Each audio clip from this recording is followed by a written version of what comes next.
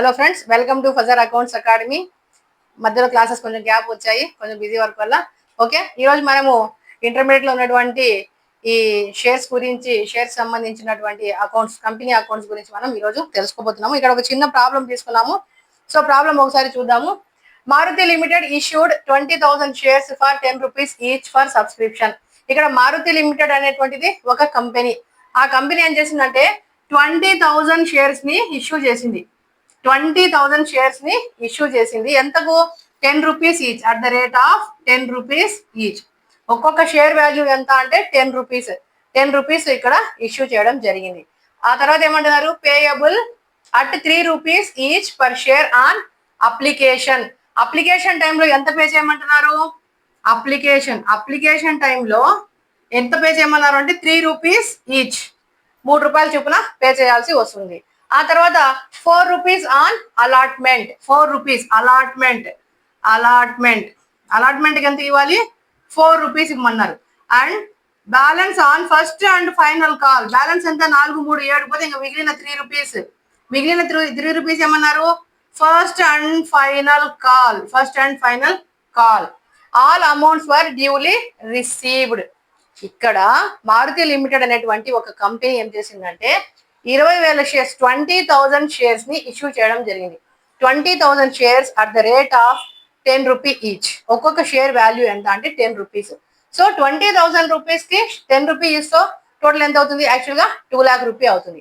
2 lakh rupee అయినప్పుడు ఇక్కడ ఒకేసారి తీసుకోవడం లేదు. కంపెనీ ఏం చేస్తుంది? ఒకేసారి తీసుకోకుండా అప్లికేషన్ టైంలో 3 రూపీస్ అడిగింది, అలాట్మెంట్ టైంలో 4 రూపీస్ అడిగింది, తర్వాత ఫస్ట్ అండ్ ఫైనల్ కాల్ టైంలో 3 రూపీస్ అడిగింది. సో ఓవరాల్ గా ఏమంటుందంటే ఇక్కడ 10 రూపీస్ ని తీసుకోవడం జరుగుతుంది. సో మనం ఇప్పుడు వీటికి ఇప్పుడు మనం ఇక్కడ ఏం చేయాలి అంటే అప్లికేషన్ కి 3 రూపీస్, అలాట్మెంట్ కి 4 rupees, first and final call కి 3 రూపీస్ అడగడం జరిగింది. సో ఇక్కడ టోటల్ ఎంత అవుతుంది? 3 + 4 7 + 3 10 రూపీస్ అవుతుంది. సో ఒకేసారిగా కంపెనీ ఇక్కడ అమౌంట్ ని తీసుకోవడం లేదు.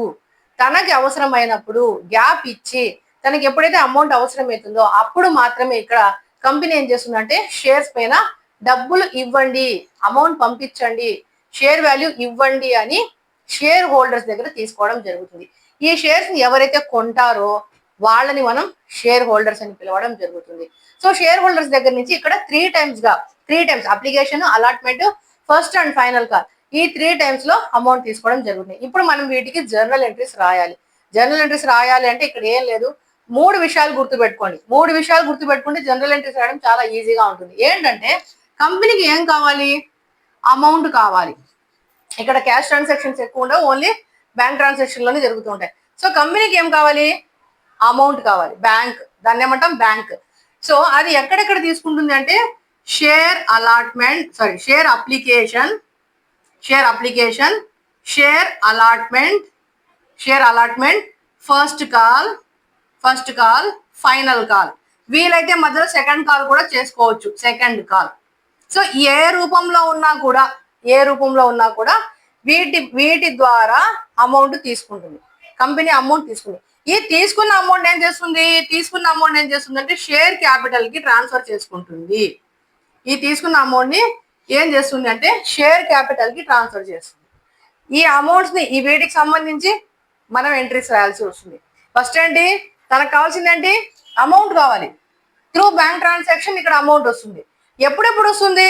అప్లికేషన్ టైంలో, అలాట్మెంట్ టైంలో, first call time, second call time, final call time. So మనకి ఇంటర్మీడియట్ లెవెల్లో ఇన్ని కాల్స్ ఏమి ఉండవు. ఇక్కడ ఈ ప్రాబ్లమ్ చూడండి, application, allotment, first and final call అని ఇచ్చేసాడు. సో ఈ 3 స్టెప్స్ జరిగినప్పుడు మనకు ఎంట్రీస్ అనేవి రాయాలి. సో ఇక్కడ ప్రతి స్టెప్ లో కూడా 2 ఎంట్రీస్ వస్తాయి. అప్లికేషన్ కి ఒక 2 ఎంట్రీస్, అలాట్మెంట్ కి ఒక 2 entries, first and final call కి ఒక 2 ఎంట్రీస్. అది ఎప్పుడు? All the amounts were duly received. Amount అంతా వచ్చేసినప్పుడు, అడ్జస్ట్మెంట్స్ ఏం లేవు కాబట్టి ఇక్కడ 2 ఎంట్రీస్ రాస్తే సరిపోతుంది. ఆ వచ్చిన ఈ బ్యాంక్ ద్వారా వీటి రూపంలో వచ్చిన అమౌంట్ ని మనము షేర్ క్యాపిటల్ కి ట్రాన్స్ఫర్ చేస్తాం. అంతే జనరల్ ఎంట్రీస్ రాయడం, అంతమించి ఏం లేదు. సో చాలా ఈజీగా, చాలా సింపుల్ గా ఉంటుంది. సో ఇప్పుడు మనము జనరల్ ఎంట్రీస్ రాద్దాం.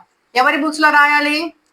మారుతి లిమిటెడ్ బుక్స్ లో రాయాలి కాబట్టి మీరు ఫార్మాట్ వేయండి. ఫస్ట్ వేసారు కదా, డేట్ పర్టికులర్స్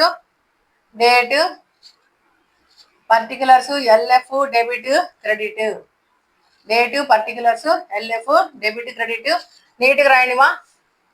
మార్క్స్ రావాలి అంటే ప్రాబ్లం ఎప్పుడు నీట్గా ఉండాలి. Journal entries in the books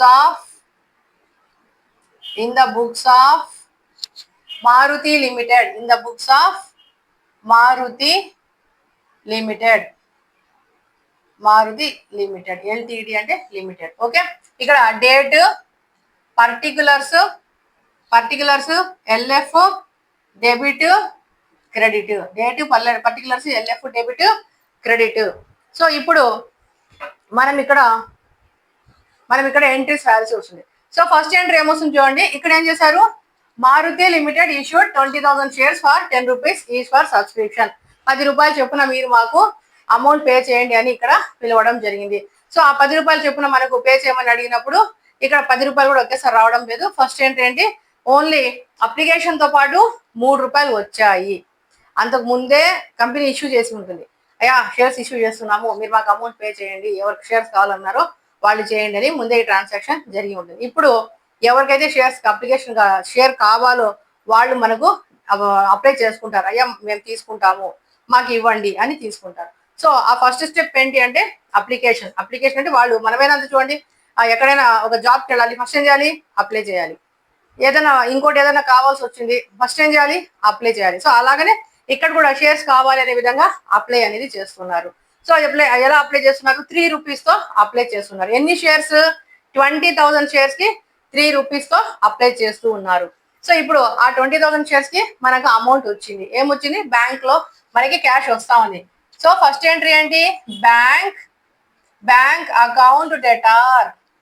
ఎంత వచ్చింది బ్యాంక్, 20,000 ఇంటూ 3, 20,000 ఇంటూ 3, 60,000 రూపీస్ వచ్చినాయమ్మా. 60,000 రూపీస్ వచ్చినాయి. ఏ రూపంలో వచ్చినాయి, అప్లికేషన్ రూపంలో వచ్చినాయి. ఆ అమౌంట్ తీసుకొని మనం వాళ్ళకి అప్లికేషన్ ఇస్తూ ఉన్నాం అనుకోండి, టు షేర్ అప్లికేషన్ అకౌంట్, మనం వాళ్ళకి అప్లికేషన్ ఇచ్చేసాం. ఏమొచ్చింది, బ్యాంక్ వచ్చింది. ఏమిచ్చాం, అప్లికేషన్ ఇచ్చాం. So bank account debtor to share application. So application కి ఒక ఎంట్రీ రాసాం.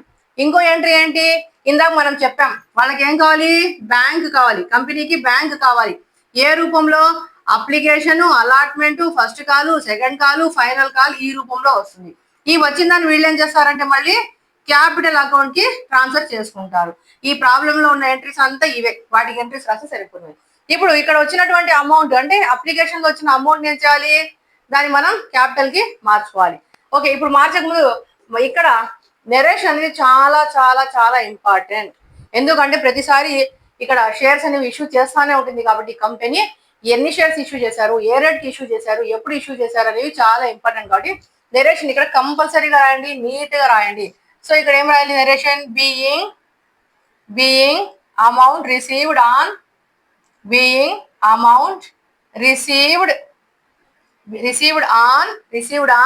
20,000 షేర్స్ మెన్షన్ చేయాలి. Received on 20,000 shares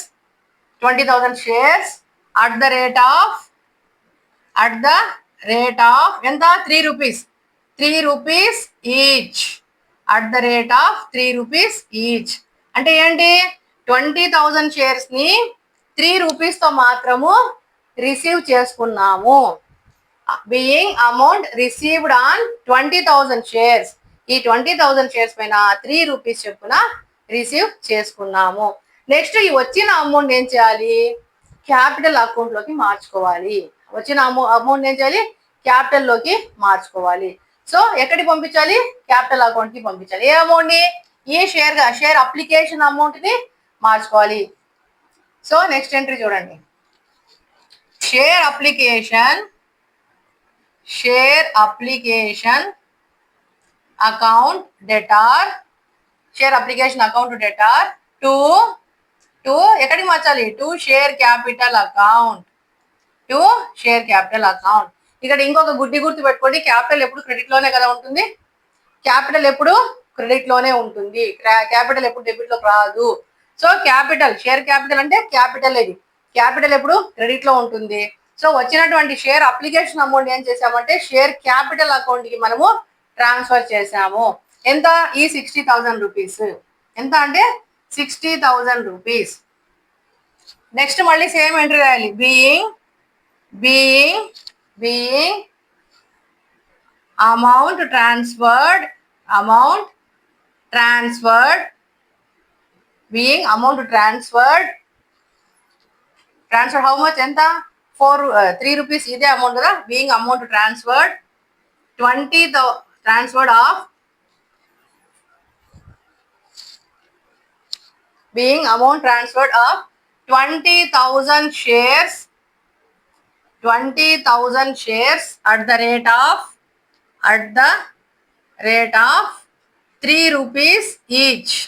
of 3 rupees each, being amount transfer of 20,000 shares at the rate of 3 rupees each. ఇదే amount ని ఇక్కడికి transfer చేసేసాం. So overall గా ఏంటి, మనకు డబ్బులు వచ్చినాయి, మనం కంపెనీ అనుకుందాం, ఇప్పుడు మనకు డబ్బులు వచ్చినాయి, వచ్చిన డబ్బుల్ని మనం ఏం చేస్తున్నాము, ఇప్పుడు ఆ వచ్చిన డబ్బుల్ని క్యాపిటల్ అకౌంట్ కి ట్రాన్స్ఫర్ చేసేసాం. ఇక్కడికి 2 ఎంట్రీస్ అయిపోయినాయి. సో అప్లికేషన్ సంబంధించిన 2 ఎంట్రీస్ ఉంటే 2 ఎంట్రీస్ మనం రాసేసాం, 2 ఎంట్రీస్ అయిపోయినాయి. ఇప్పుడు నెక్స్ట్ ఏం రాయాలి? అలాట్మెంట్ కి రాయాలి. అలాట్మెంట్ అంటే ఏంటి?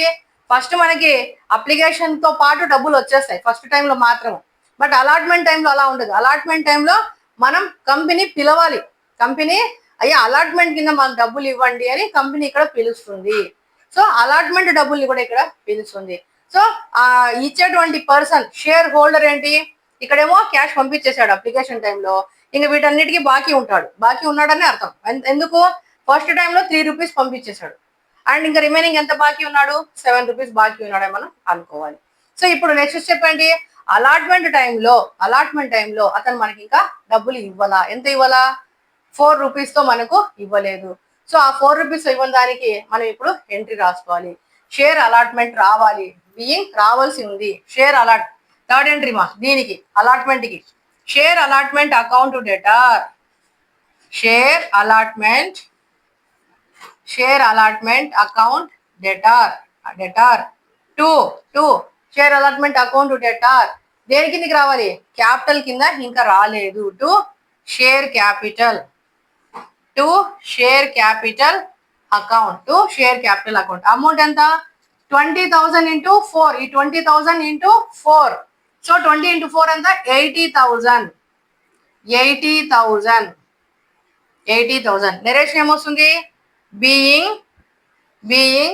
ఇంకా రాలే, వీళ్ళు ఇంకా ఇవ్వాల. Being amount due on 20,000 shares at the rate of 4 rupees each. So allotment కి సంబంధించిన డబ్బులు ఇంకా రాలేదు, అంటే రావాల్సి ఉంది, దాని మీద ఇంకా బకాయి ఉంది, డ్యూ ఉంది, రాలేదు. సో అలాట్మెంట్ కి ఇంకా డబ్బులు రాలా. ఇప్పుడు కంపెనీ పిలిచింది అలాట్మెంట్ కు డబ్బులు ఇవ్వండి అనేసి. అప్పుడు ఏమవుతుంది? ఇప్పుడు డబ్బులు వస్తాయి. దేనికి సంబంధించి? అలాట్మెంట్ సంబంధించి ఇప్పుడు డబ్బులు వస్తాయి. ఏమొస్తాయి? డబ్బులు వచ్చాయి. బ్యాంక్ వచ్చింది, bank account debtor to bank వచ్చింది. దేని మీద వచ్చింది? అలాట్మెంట్ డబ్బులు ఇక్కడ వచ్చాయి. To share allotment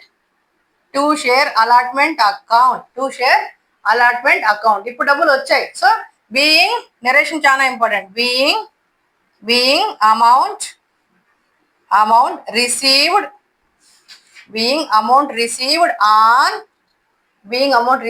on share allotment. మీరు ఎట్లన్నా రాయండి మా ఎంట్రీ, కానీ అర్థం అవ్వాలి. Being amount received on share allotment on 20,000 shares at the rate of 4 rupees each. Amount వచ్చి 80,000. ఓకే, చూడండి అప్లికేషన్ కి 2 ఎంట్రీస్ వచ్చాయి, 60,000 60,000. అలాట్మెంట్ టైంలో 4 రూపీస్ తో 80,000 80,000. ఒకటేమో రావాల్సిన దానికి, ఒకటేమో వచ్చిన దానికి, లేదా ఒకటేమో వచ్చిన అమౌంట్ కి, రెండోదేమో క్యాపిటల్ కి ట్రాన్స్ఫర్ కి. ఎట్లయినా అనుకోండి, మనకు వచ్చేవి ఈ మూడే: బ్యాంకు, అలాట్మెంట్, లేదా అప్లికేషన్, లేదా ఫస్ట్ కాల్, లేదా సెకండ్ కాల్, లేదా ఫైనల్ కాల్, లేదా ఈ వచ్చిన దాన్ని పంపించాల్సింది ఎక్కడికంటే క్యాపిటల్ అకౌంట్ కి పంపించాలి. సో ఫస్ట్ బ్యాంక్ వచ్చింది, అప్లికేషన్ తో పాటు అమౌంట్ వచ్చేసింది ఫస్ట్ దాంట్లో. బ్యాంక్ అకౌంట్ డేటా ఏ రూపంలో వచ్చింది? షేర్ అప్లికేషన్ రూపంలో వచ్చింది. వచ్చిందని ఏం చేసాం? Share capital, share application account data to share capital కి ట్రాన్స్ఫర్ చేసేసాం. ఇకపోతే రెండో ఎంట్రీ ఏంటి? అలాట్మెంట్ కి రావాల్సి ఉంది, అలాట్మెంట్ కి కంపెనీ పిలుస్తుంది, అప్పుడు వాళ్ళు కడతారు. సో ఇక్కడ share allotment account data to share capital, అది ఇంకా రాలేదు అని ఇటు ఎంట్రీ రాసుకున్నాం. సో రాలేని దానికి మళ్ళీ ఇక్కడ ఏం చేసాం? తర్వాత వచ్చింది అమౌంట్, దేని మీద వచ్చింది? Bank account data to share allotment account. So ఒకసారి రాసుకోండి, లేదా స్క్రీన్ షాట్ తీసేసుకోండి. ఓకే, నెక్స్ట్ ఇంకా మిగిలింది దేనికంటే first and final call. First and final call. So చూద్దాం, ఫస్ట్ అండ్ ఫైనల్ కాల్ కి రాయాలమ్మా.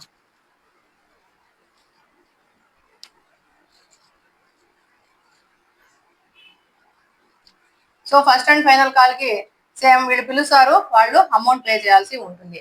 So first and final call. So ఐదో ఎంట్రీ ఇది, షేర్. ఐదో ఎంట్రీ మా share first and final call. First and final call account debtor. First and final call account debtor to share capital account. To share capital account. So వచ్చిందా? రాలా. So మనం పిలుస్తూ ఉన్నాము, share capital మీద మాకు ఇంత అమౌంట్, షేర్ క్యాపిటల్ మీద ఇంత అమౌంట్ ఇవ్వండి అని ఈ కాల్ ద్వారా పిలుస్తున్నాం. ఎంత పిలుస్తున్నాం? 3 రూపీస్. 20,000 ఇంటూ 3 అంతా 60,000. So 60,000 rupees. నెరేషన్ రాయాలి, నెరేషన్ చాలా ఇంపార్టెంట్. బీయింగ్ ఇంకా రాలా, ఫస్ట్ అండ్ ఫైనల్ కాల్ మీద అమౌంట్ ఇంకా రాలా. Being amount is due. Being amount is due on ఎన్ని shares? 20,000 shares at the rate of 3 rupees each. At the rate of 3 rupees each. Narration ఏదైనా రాయండి, but అర్థమయ్యేలాగా రాయండి. నెరేషన్ చదివితే ఎన్ని షేర్స్ ఎన్ని రూపాయలకు, అది అలాట్మెంటా, అప్లికేషనా, ఫైనల్ కాలా, ఫస్ట్ కాలా అని కూడా రాసుకోండి. ఇంకా వీలైతే being amount is due on ఇక్కడ యాడ్ చేసుకోవచ్చు. On first and final call 20,000 shares at the rate of 3 rupees each. లేదా చూడండి, being amount is due on 20,000 shares రాసుకోండి. మళ్ళా కాండి చూడండి, ఆన్ 20,000 షేర్స్